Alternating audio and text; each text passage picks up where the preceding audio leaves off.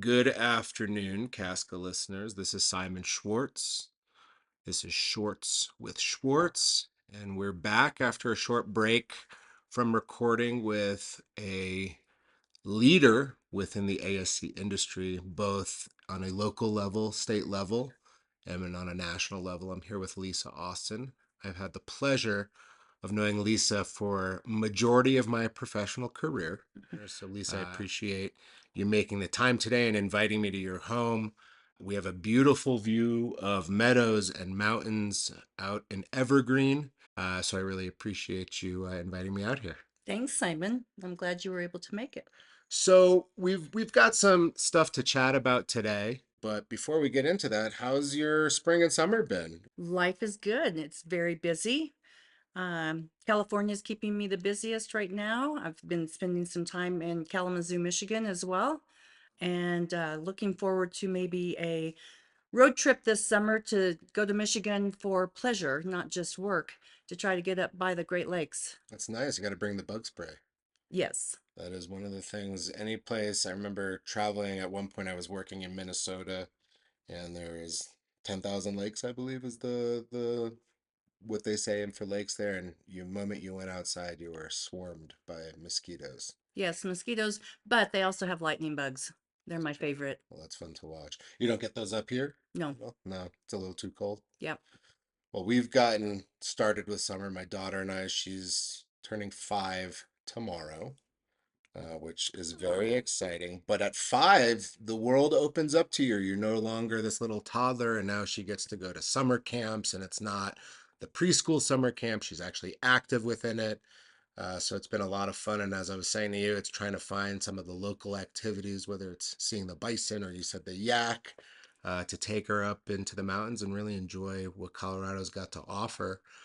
It's the end of the school year, and for her, it's the end of preschool and moving into elementary school, which is scary and exciting. At the same time, for me, while that's happening, I was just recruited to an early childhood education board of directors philanthropically. They help with curriculum and development.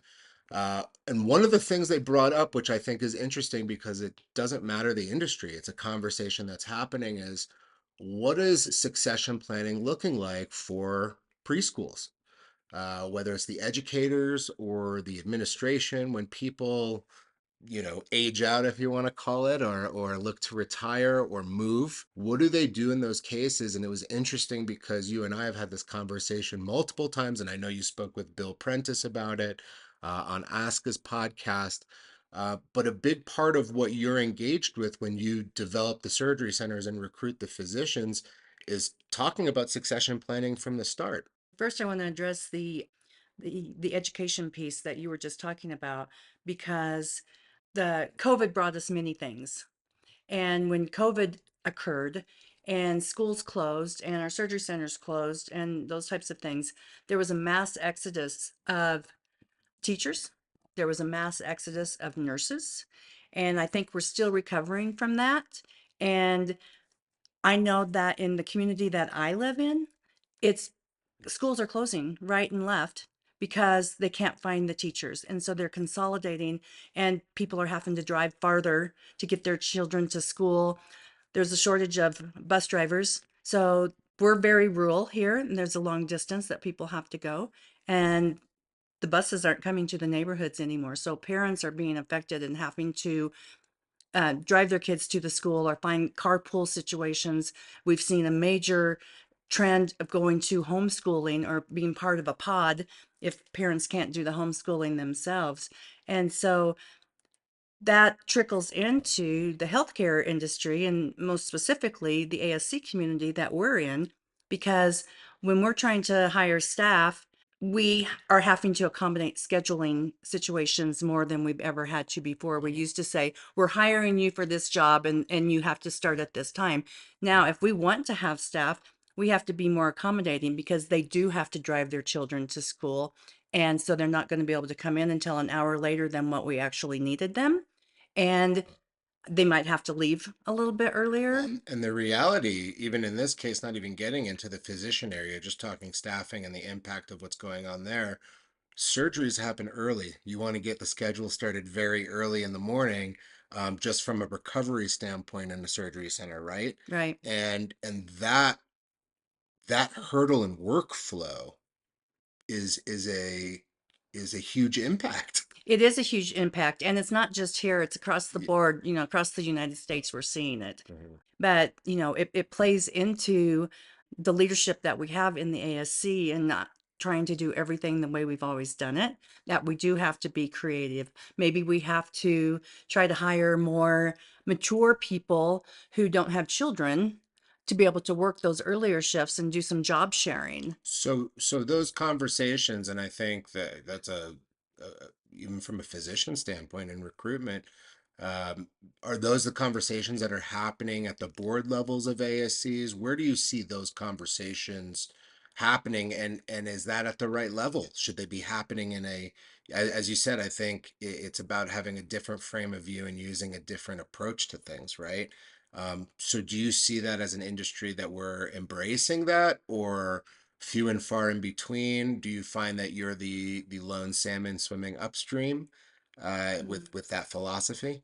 I think that as we network with others in our ASC community, we'll find that everybody's having to try to find a way to be more creative and to meet the needs of a center, which then leads me to think that, it's problem solving, it's, being able to, you know, put together a strategic plan and identifying those people within your center who may be displaying signs of leadership.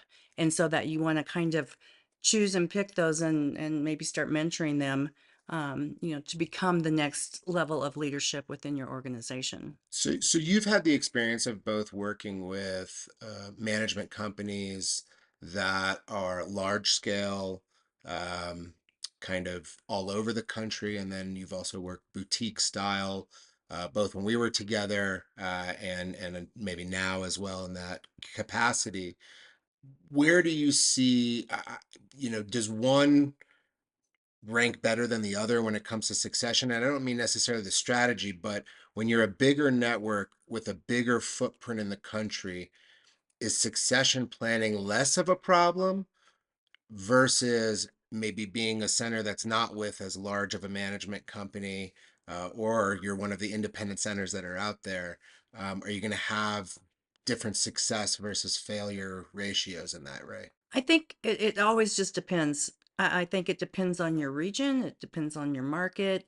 Are you urban? Are you rural? Those things will all play into it. And and I find probably one of the things with succession planning is that most people don't think about it until it's happening. Mhm. And you have to plan early. Is it an important question to be having, whether you're a de novo or reincorporating, whatever the case may be? Is that an important question to start with, especially considering most surgery centers have multiple physicians, have multiple people that kind of fit these roles, and it can sometimes be a tough conversation to have, because especially if you're at the beginning of your career or the beginning of opening, you don't want to be talking about when you're closing the doors on yourself. So what's your experience, and what's the best way to approach, and how, I would say, how important is the succession conversation at the inception of the project? I think it's key. It's like one of the top 10 in the list that we look at whenever we're creating an operating agreement for any group of physicians that we're working with. It's kind of like, what we've always called the prenup Mhm. for ASC operations. But, you're sitting there with a group of physicians who are wanting to and have made the decision to open a surgery center, and you're there to help them. Part of that helping them is to not look at right now, a year from now, even 5 years from now. We need to think about even 10 years from now. And it's part of your business plan. Because if you're not thinking about them aging out or retiring, it's like then you're doing a disservice to the business operations.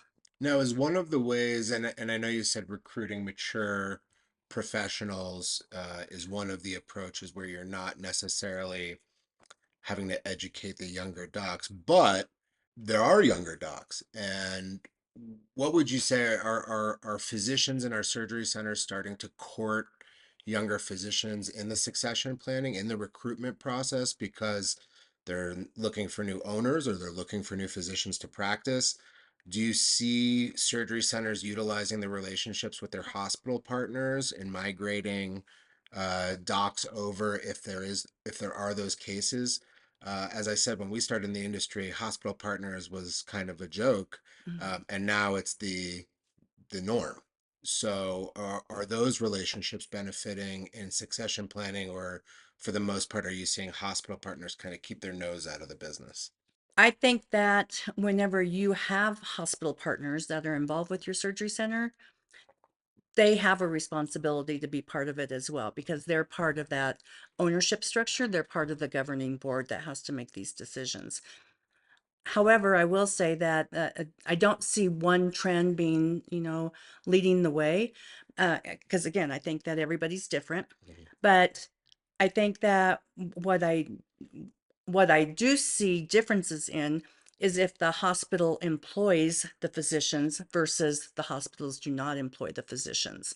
When they employ the physicians, they have to make internal discussions and decisions about whether those employed surgeons can be part of a for-profit organization and have incentive to bring cases so that they can, reap a distribution. Mm, So, sometimes that will fill a gap whenever we do have surgeons retiring out. Most often, the practices themselves are recruiting and they're recruiting new because they know they're having discussions within their own organization that so and so is going to retire in 3 years or so and so is going to retire in 5 years. Again, where we all got caught without any kind of knowledge that this would happen was during COVID. mhm. And we had a mass exodus of physicians as well. We had a mass exodus of We anesthesiologists, had a mass which is what exodus. we're really having Yeah. struggles with right now and keeping our surgery centers open, keeping our all of our ORs running operationally because there is a major shortage of anesthesiologists.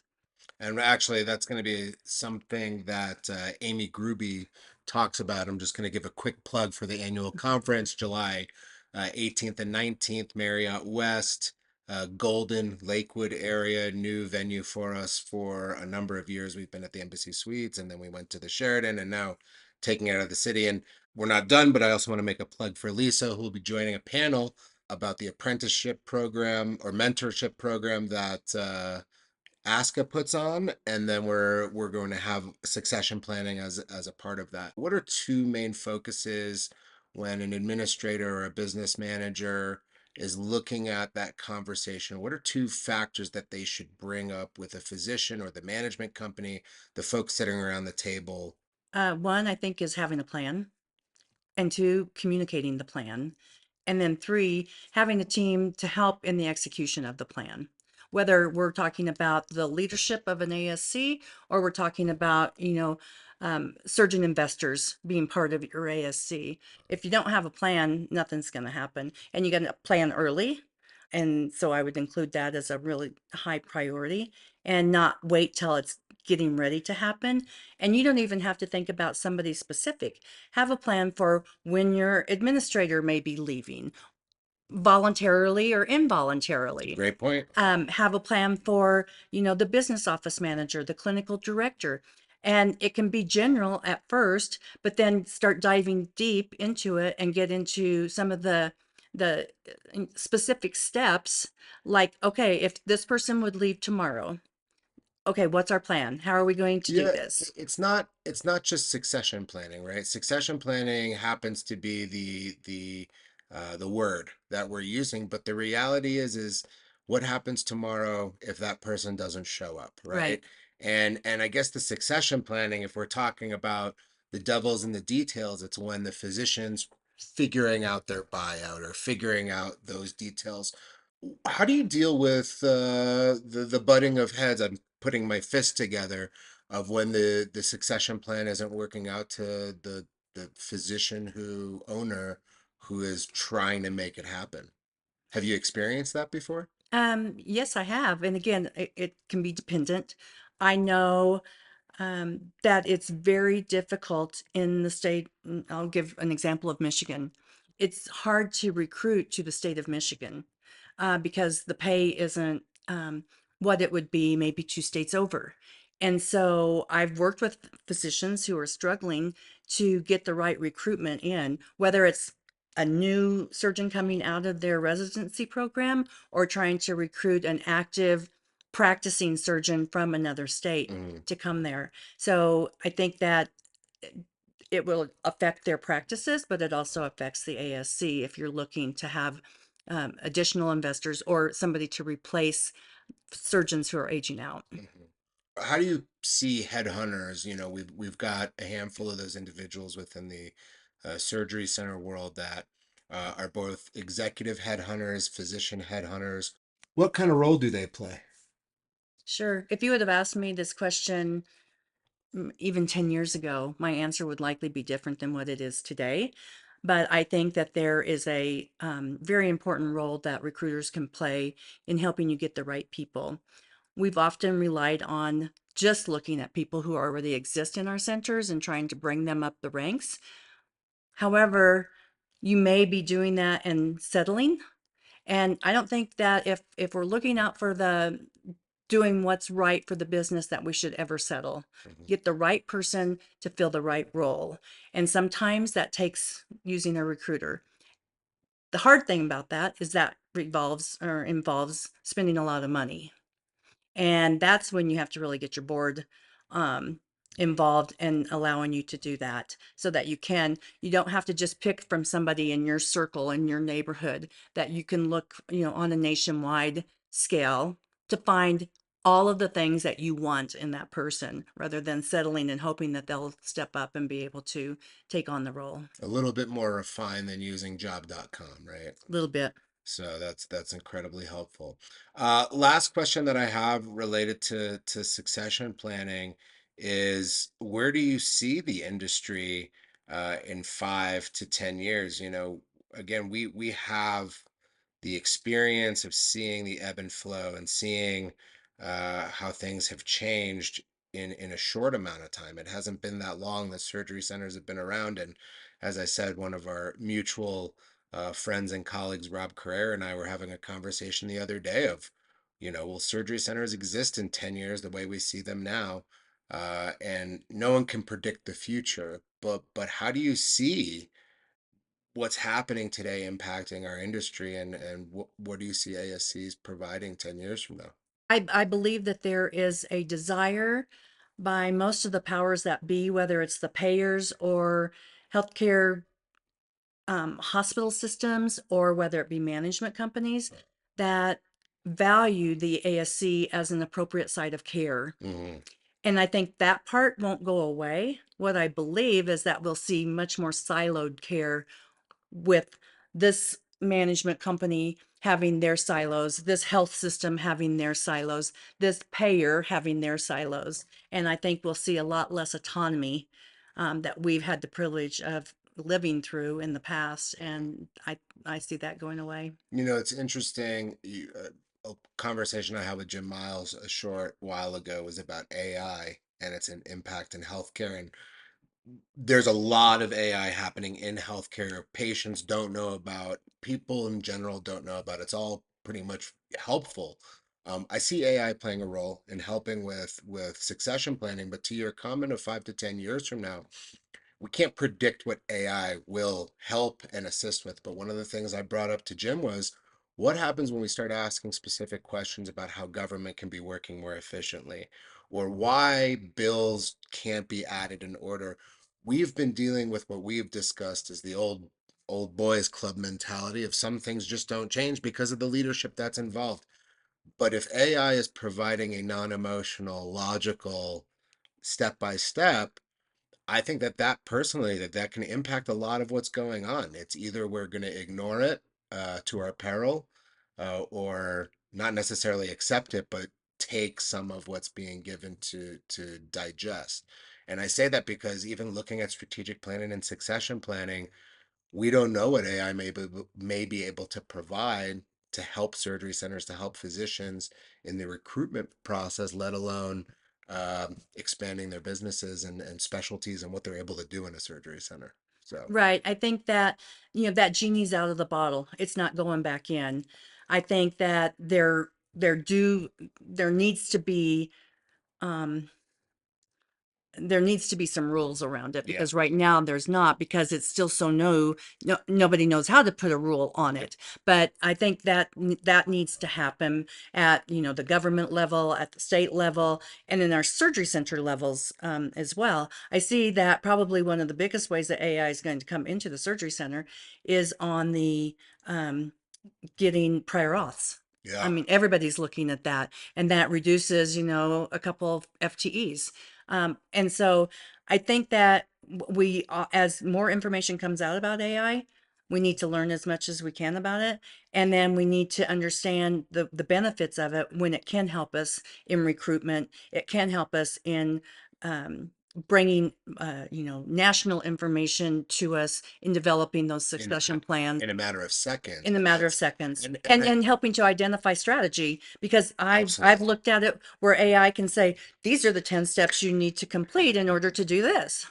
I watched, just as a joke, I hopped on Chat GBT, and I wrote, let's see what happens, how do you pass a bill, thinking that something like Schoolhouse Rock was going to come up, and it gave such a thorough response with examples, and if you copy and pasted it, it would have been 50 pages long. That's how clear. Now, the Schoolhouse Rock is a 7-minute song. And I'm sure if we're looking at it from what I just said before, the government would prefer to stick with the 7-minute version versus the 50-page version of the individual trying to figure it out. So, But what the individual needs to understand too is that 50-page version, while it sounds really good, and I don't know how many sentences that would be, yeah, but there may be 3 sentences within that 50 pages that's absolutely wrong. correct, correct. And so people need to take It it all with a grain of salt. so what I liked what Jim said was, this is a tool. That's all it is, and you got to make sure you're using the right tool for the right situation, because if the machine calls for a Phillips head, and you come with a flat, great tool, but it's just not useful for the situation. So, Exactly. Yeah, that's a well, good analogy. well, Lisa, I want to thank you for your time. Really appreciate the years of friendship and professional guidance.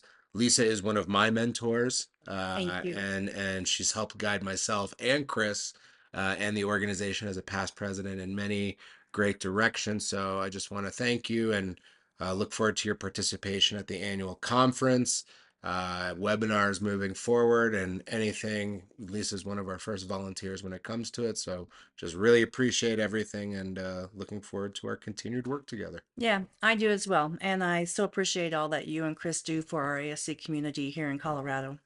Absolutely. So thank you so much, Casca. Remember, our conference is July 18th and 19th. Make sure to look at our archives, plenty of webinars going on. And in the future, reach out to us, read the newsletter. Thanks again for your membership, and we will be in touch soon. Thank you.